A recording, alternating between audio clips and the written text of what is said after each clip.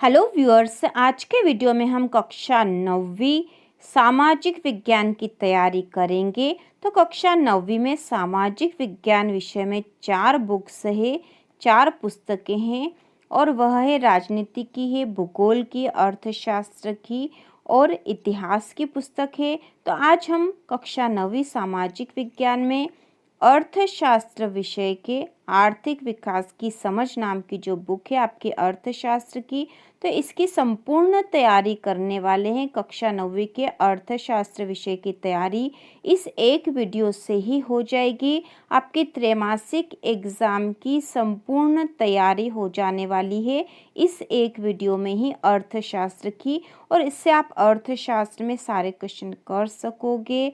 तो शुरू करते हैं कक्षा 9वीं सामाजिक विज्ञान में अर्थशास्त्र, और इसके बाद इसके बाकी विषयों के भी वीडियो आने वाले हैं। तो इसी प्रकार के और वीडियो देखने के लिए exam study and preparation channel को सब्सक्राइब कीजिए। शुरू करते हैं। प्रश्न नंबर पहला है, भौतिक पूंजी क्या है? इसके विभिन्न प्रयोग को उदाहरण सहित समझाइए। तो इसका उत्तर होगा, भौतिक पूंजी एक प्रकार की संपत्ति है जिसका उपयोग उत्पादन या निर्माण प्रक्रिया में किया जाता है।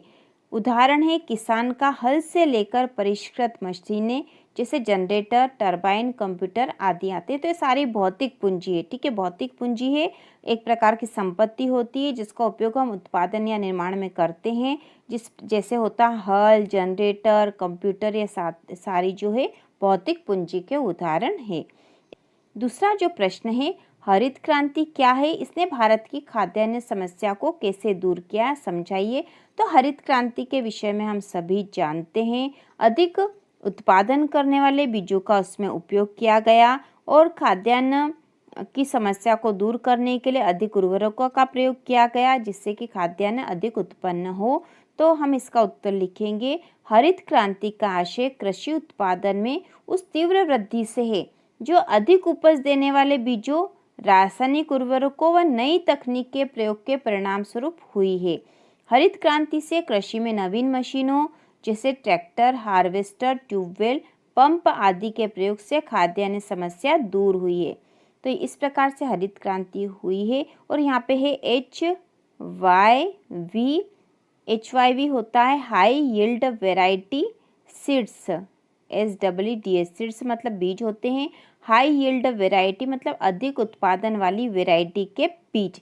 तो हरित क्रांति में अधिक उत्पादन करने वाले बीजों का प्रयोग किया गया, उर्वरकों का प्रयोग किया गया और नई तकनीक का प्रयोग किया गया जिससे कि खाद्यान्न अधिक उत्पन्न हो और अधिक उपज पैदावार हो।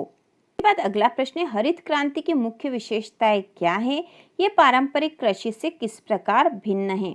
तो इसका उत्तर होगा, अधिक उपज देने वाले बीजों के द्वारा खेती के नए तरीके बताए गए हैं। दूसरा, एक ही पौधे से ज्यादा मात्रा में अनाज पैदा होना बताया गया। रासायनिक खाद का प्रयोग होने लगा। कृषि के क्षेत्र में हुए गुणात्मक सुधार से कृषि क्षेत्र का विकास हुआ।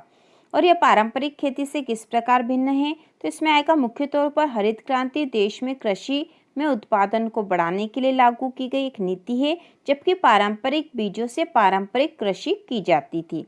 दूसरा है, पारंपरिक बीजों के स्थान पर HYVS मतलब सीड, ठीक है, HYVS के प्रयोग में सिंचाई के लिए अधिक पानी, उर्वरक, कीटनाशक की आवश्यकता होती थी। तो यहाँ पर ये आंसर हो गया है। इसके बाद अगला जो प्रश्न है वो आधुनिक खेती का तरीका और पारंपरिक खेती, ठीक है, आधुनिक और पारंपरिक खेती के जो तरीके इसमें अंतर बताना है हमको। तो इसका अंतर हम याद कर लेंगे, आधुनिक खेती और पारंपरिक खेती। तो हम इसका अंतर आसानी से बता भी सकते हैं। आधुनिक खेती मशीनों द्वारा खेती की जाती थी और पारंपरिक में हलों के माध्यम से बैलों द्वारा खेती की जाती थी। अगला है, जैविक खेती ज़्यादा नहीं होती, ठीक है, जैविक नहीं होती क्योंकि इसमें कीटनाशकों का प्रयोग अधिक होता है और जैविक खेती ज़्यादा होती है। इसके बाद तीसरा है, स्वास्थ्य के लिए ज़्यादा अच्छी नहीं मानी जाती, रासायनिक खाद के अत्यधिक प्रयोग के कारण। आधुनिक खेती जो है स्वास्थ्य के लिए ज़्यादा अच्छी नहीं मानी जाती क्योंकि इसमें रासायनिक खाद का अधिक उपयोग होता है, जबकि पारंपरिक खेती स्वास्थ्य के लिए अच्छी मानी जाती थी। अगला है, सिंचाई के साधनों में नलकूपों, ट्यूबवेल का प्रयोग किया गया और इसमें सिंचाई के साधनों में नदी और कुओं का प्रयोग किया जाता था। तो इस प्रकार यहाँ पर हम अंतर बता सकते हैं। इसके बाद अगला प्रश्न है, शिक्षा किस प्रकार मानव पूंजी निर्माण का आवश्यक घटक है, समझाइए। शिक्षा किस प्रकार मानव पूंजी निर्माण का आवश्यक घटक है? तो इसका उत्तर है, शिक्षा व्यक्ति को अधिक कुशल बनाकर उसकी उत्पादन क्षमता में वृद्धि करती है। शिक्षा जो है व्यक्ति को अधिक कुशल बनाकर उसकी उत्पादन क्षमता में वृद्धि करती है और शिक्षा व्यक्तियों की आर्थिक विकास की प्रक्रिया में सक्रिय भागीदारी द्वारा आर्थिक विकास की दर को बढ़ाती है। तो क्योंकि यदि कोई व्यक्ति शिक्षित होगा तो उसमें अधिक कुशलता होगी और उसकी उत्पादन क्षमता भी बढ़ जाएगी और शिक्षा से आर्थिक विकास की प्रक्रिया में व्यक्ति सक्रिय भागीदारी कर सकता है। फिर ये शिक्षा सभी व्यक्तियों की मानसिक क्षमता को बढ़ाती है, भी एक महत्वपूर्ण है, शिक्षा सभी व्यक्तियों की मानसिक क्षमता को बढ़ाती है। इसके बाद जो अगला प्रश्न है, मानव पूंजी और भौतिक पूंजी में अंतर बताइए। ठीक है, इंपॉर्टेंट क्वेश्चन है, मानव पूंजी और भौतिक पूंजी में अंतर। तो ये अंतर है, मानव पूंजी और भौतिक पूंजी में निम्नलिखित अंतर है, तो इसका अंतर लिखेंगे। इसका उत्तर होगा मानव पूंजी।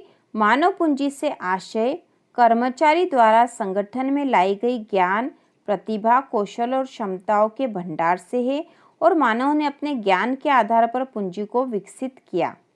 मानव पूंजी का जो महत्वपूर्ण घटक है, मानव पूंजी से आशय कर्मचारी द्वारा संगठन में लाई गई ज्ञान, प्रतिभा, कौशल और क्षमताओं के भंडार से है। अब अगला जो भौतिक पूंजी, तो भौतिक पूंजी से आशय कंपनी की मानवीय संपत्ति से है।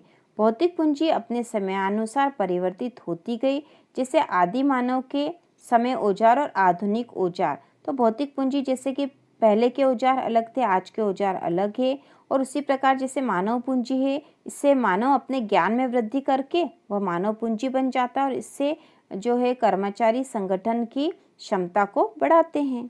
इसके बाद जो अगला प्रश्न हम करेंगे वह है, प्रच्छन्न बेरोजगारी से आप क्या समझते हैं? प्रच्छन्न और मौसमी बेरोजगारी में क्या अंतर है?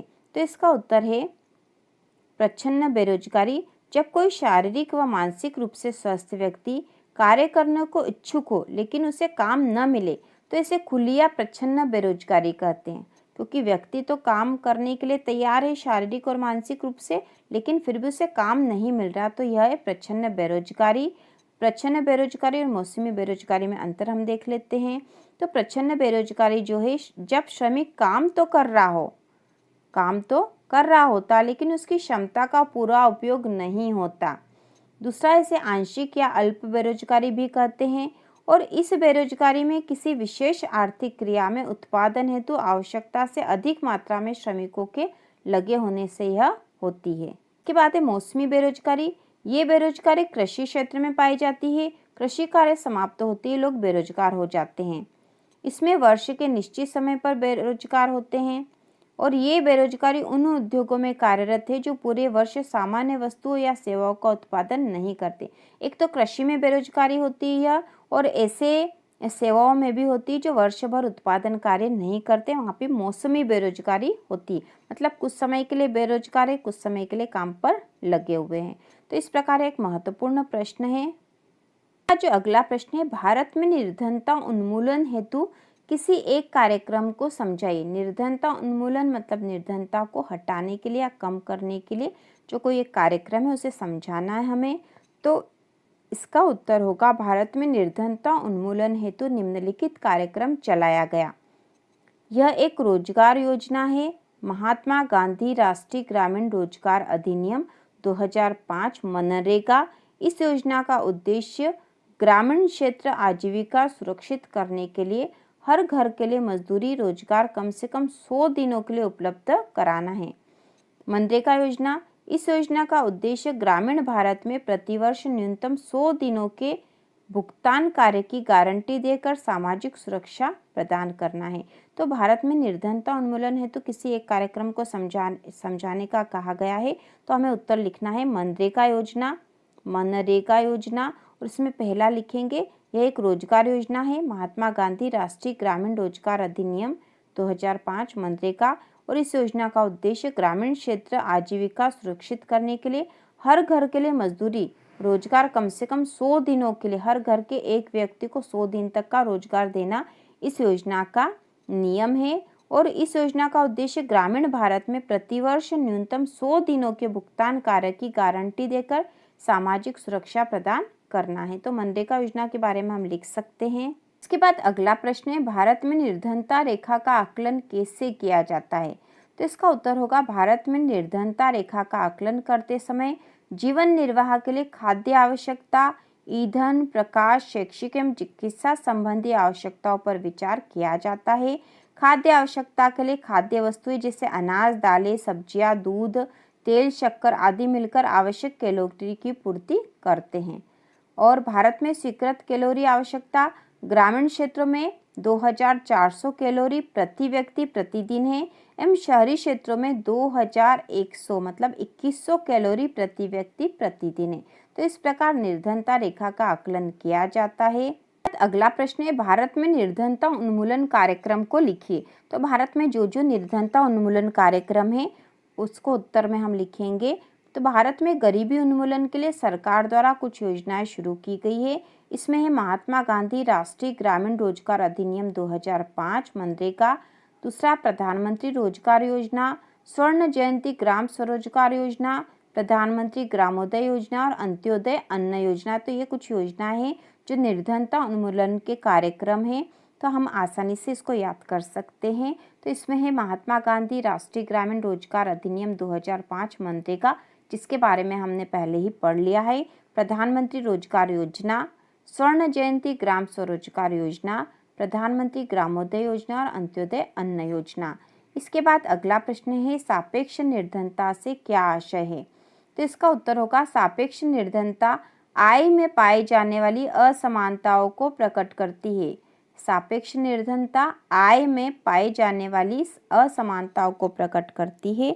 सापेक्ष निर्धनता से आशय अंतर्राष्ट्रीय आर्थिक असमानताओं का बोध कराने से है और विभिन्न वर्गों, विभिन्न प्रदेशों और विभिन्न देशों की तुलनात्मक आय का प्रदर्शन सापेक्ष निर्धनता है। तो इस प्रकार ये अर्थशास्त्र के महत्वपूर्ण प्रश्न थे।